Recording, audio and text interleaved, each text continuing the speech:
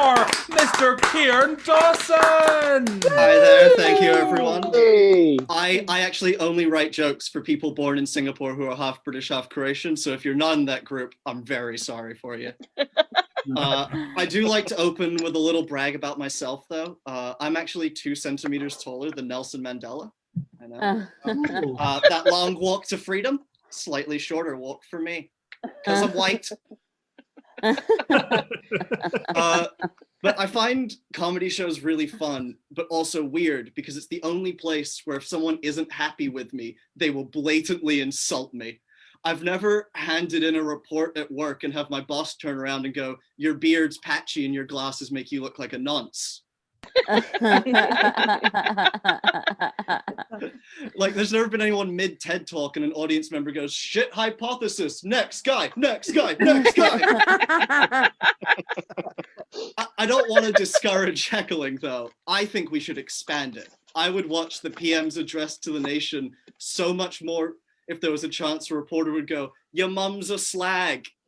You get to like see it on the news, and the news anchor goes, "Scenes were disturbed during the PM's address to the nation when a reporter chimed in claiming that Johnson's mum was a slag who takes it up the bum.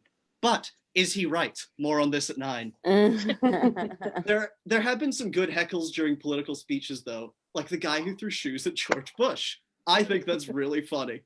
And I just want to know, did he plan it? Like, did he wake up that morning making sure he had loafers on? Because I tried it out and shoes are hard to take off, which is why they're the perfect heckle. It gives you time to think. You'll just be undoing your laces. You get the shoe off and go, "You know what? The joke wasn't that bad." But not this guy. He came into the room fuming, laces undone, shoehorn up his sleeve, ready to just pop it out. I don't advocate throwing shoes at people unless they're George Bush, because he's not good. Hot take.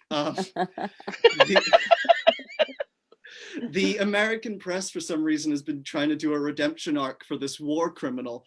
Like, at one point, he gave Michelle Obama candy, but that doesn't seem like it's enough. If we're forgiving people based on how much candy they gave out, John Wayne Gacy would be an absolute saint. But I feel like a lot of people, especially my generation, kind of forget how bad he was because he doesn't have Twitter. Can you imagine what would be the case if most presidents had Twitter when they were young? It would be the worst. Because Bush seems like the old school type out a letter kind of racist, the N key on his typewriter worn to a nub, just running around sliding hate speech under people's doors. Because for context, he was a kid when the first black woman went to a white school, and we've all seen photos of that. And I know what side of the picket line George Bush was on, just throwing his shoes. But the original guy who threw his shoes missed twice.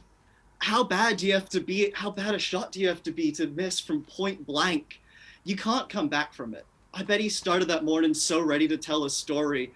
And then like a couple years later, he's at a party and someone goes, "Hey, are you the guy who threw shoes at George Bush?" And he just say, "No, well, it wasn't me. I would have hit him though. Like if I threw the shoes, I would have made it." It must be stressful though, because throwing shoes at George Bush feels a lot like losing your virginity, where you only get one shot and you really don't want to miss. And it's stressful. Like, how many nervous poos do you think the guy who shot Kennedy took that morning? Just lining up his sights, sitting on a bucket with his pants down just in case. I want to lighten the mood now. My grandmother said something recently that I cannot get past at all, because she is convinced that cunt is the only correct term for everything down there. And she's right. Because you've got the labia, the vagina, the bit at the top my girlfriend tells me exists, but there's no word for everything apart from the cunt. But she doesn't use it as an insult. It's purely in a medical capacity. And I could just imagine her with a patient going, "Could you slide up a little bit so I can get a better look at your cunt?" This feels unfair. She's not a gynecologist. She's a radiologist for breasts, or as she calls them, fat titties.